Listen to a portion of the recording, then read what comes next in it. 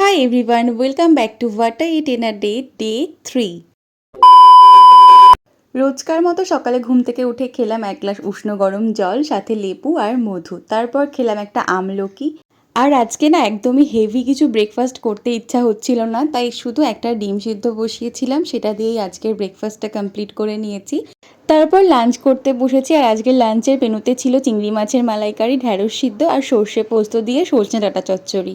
বিকালে উঠে খেলাম এই বাদাম চিটটা, এটা ট্রেন থেকে নিয়েছিলাম। আমার তো এই বাদাম চিট খেতে ভীষণ ভালো লাগে। তোমরা কারা কারা বাদাম চিট খেতে পছন্দ করো আমাকে প্লিজ কমেন্ট করে জানিও।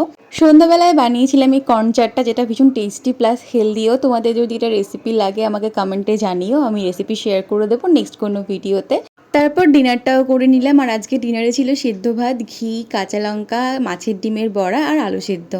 So that's it for today. আর তোমাদের যদি আমার ভিডিও ভালো লাগে প্লিজ আমার চ্যানেলটাকে সাবস্ক্রাইব করে আমার পাশে থেকো।